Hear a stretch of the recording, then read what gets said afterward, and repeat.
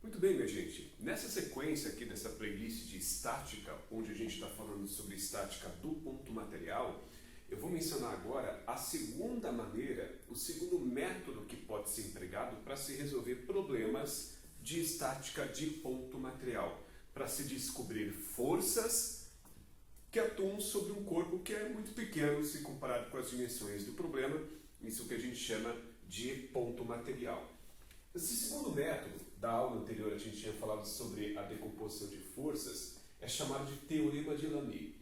Aqui eu tenho a representação de três forças que estão sendo aplicadas sobre esse objeto, muito pequeno, se comparado com as dimensões do problema, um ponto material, portanto, e essas forças formam entre si alguns ângulos. Então, o ângulo formado entre F2 e F3, eu vou chamar de ângulo alfa. O ângulo formado entre F1 e F3 eu vou chamar de ângulo beta, e este ângulo formado entre F2 e F1, esse aqui, ó, eu vou chamar de ângulo gama. Poderia chamar de qualquer coisa, A, B, C, X, Y, Z, quadrado, coração, árvore, seja o que for, tá? Não tem importância aqui não. Então, qual que é o propósito? O propósito é a gente relacionar estas forças com o seno do ângulo oposto a cada uma delas. Então funciona assim, ó. Eu vou pegar a força 1 e vou dividir pelo seno do ângulo oposto a ela. Vou pegar a força 2 e vou dividir pelo seno do ângulo oposto. Vou pegar a força 3 e vou dividir pelo seno do ângulo oposto a ela. A primeira grande sacada é você identificar esses ângulos e também identificar qual é o ângulo oposto a cada uma destas forças. Então, por exemplo, como é que eu faço para descobrir o ângulo oposto à força F1? Tu vai em sentido oposto à força F1. Se a força F1 está apontando para lá, tu vai em sentido oposto e veja que o ângulo oposto a ela é o ângulo alfa. O ângulo oposto à força F2 vai em sentido oposto a ela. O ângulo oposto à força F2 é o ângulo beta. E finalmente, o ângulo oposto à força F3 vai em sentido oposto, até porque foi o ângulo que sobrou para ela, né? Que é o ângulo gama. Lhes apresento o teorema de Lamy. E se você está atento aí na questão da matemática, você vai ver que essa equação aqui, o teorema de Lamy, nada mais é do que a lei dos senos aplicado a essa situação de estática. Então, o teorema de Lamy, na minha opinião, quando ele pode ser utilizado, ele é vantajoso em relação ao método da decomposição de forças, porque na decomposição de força você tem que decompor a força, ver quem é cateto oposto, quem é cateto adjacente, montar a relação de seno, de cosseno, aqui não. Só que o teorema de Lamy, ele só pode ser utilizado em algumas circunstâncias. Primeiro, quando tem três forças sendo aplicadas sobre o corpo, 2, 4 não serve. E quando você conhece o seno do ângulo oposto a cada uma delas. Depois dessa videoaula eu vou resolver uma questão atual do Enem, em que vai ficar bem evidente que o teorema de Lamy nesta questão não se torna nada vantajoso. Então, quando tem três forças e você conhece o seno do ângulo oposto a cada uma delas, esse teorema de Lamy ele é bem interessante de ser utilizado. E aí, como eu havia mencionado no fim da última aula, eu vou resolver a mesma questão que eu tinha resolvido na aula anterior, usando o teorema de Lamy. É para calcular as três forças nestes três cabos, que aí estão, que sustentam este objeto de 10 kg, tá? E aí a gente vai começar identificando as forças que atuam sobre ele.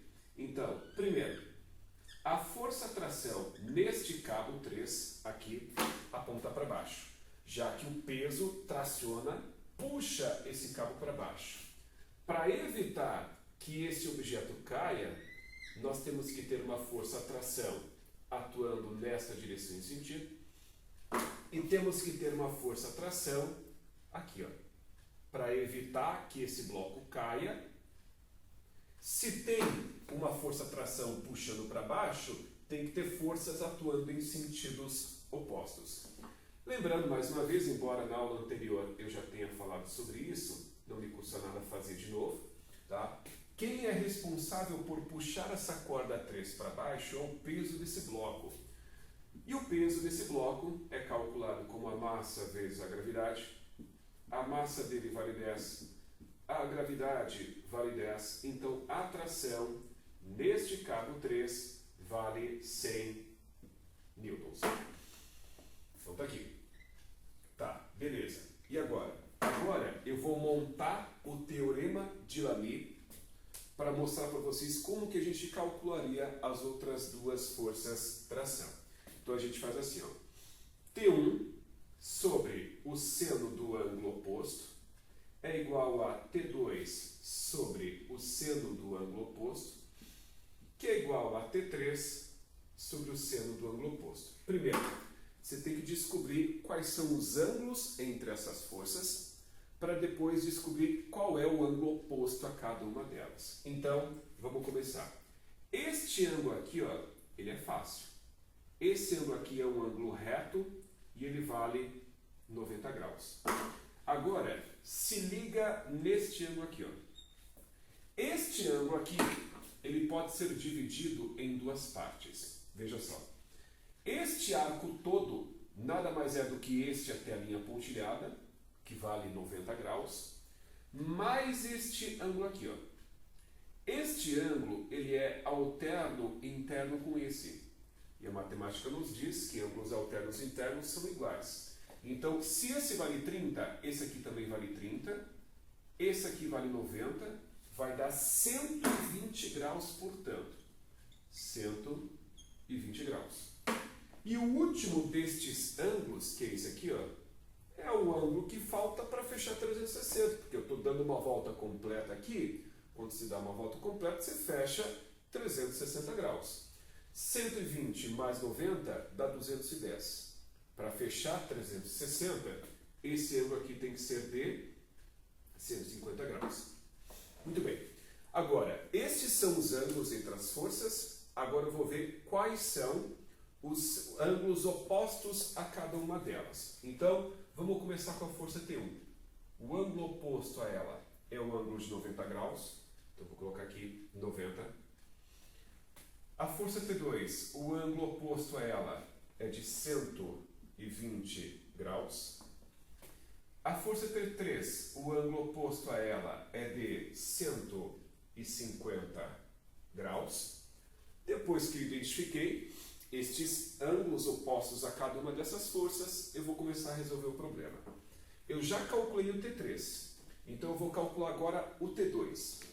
Como é que eu vou calcular o valor de T2? Eu tenho que procurar relacionar o T2 com uma força que eu conheça.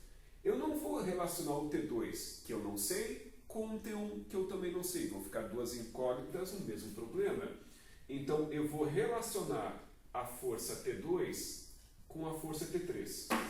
E aí, vou escrever essa relação aqui em cima. Ó. T2 sobre o seno de 120 graus é igual a T3 sobre o seno de 150 graus. Então, vamos começar.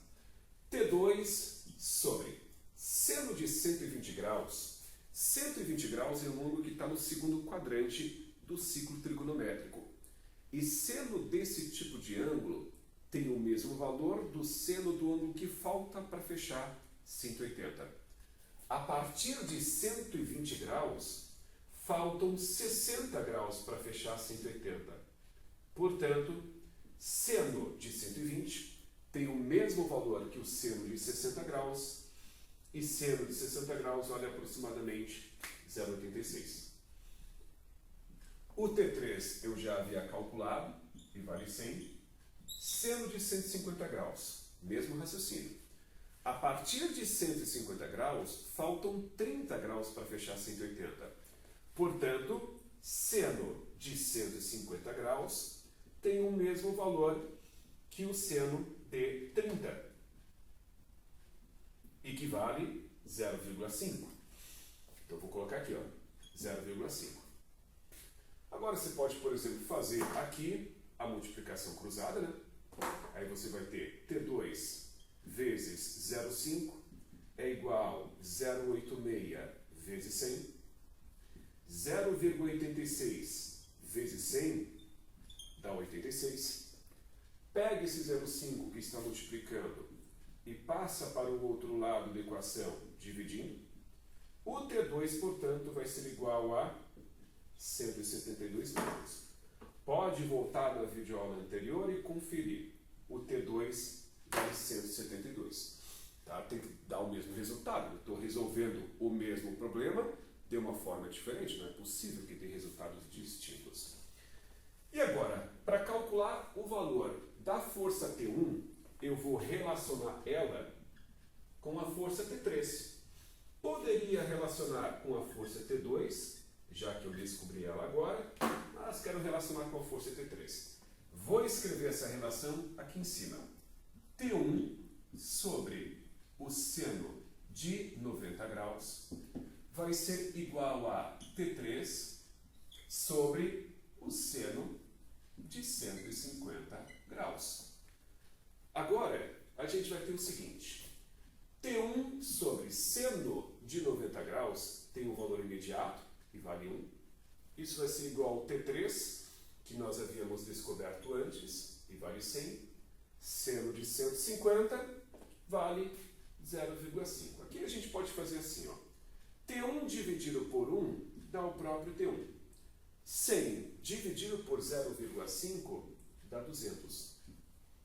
Este é o valor da força T1. Dá o mesmo resultado que antes, tá? Como eu tinha mencionado, estou resolvendo a mesma questão, só que de um jeito diferente. Assim a gente encerra essa abordagem dos dois métodos que podem ser utilizados para se resolver esses problemas aqui de estática do corpo externo, do ponto material, né? Aí você vê aí o que você se familiariza, se identifica mais, se é com o método da decomposição de forças ou se é pelo teorema de Lamé.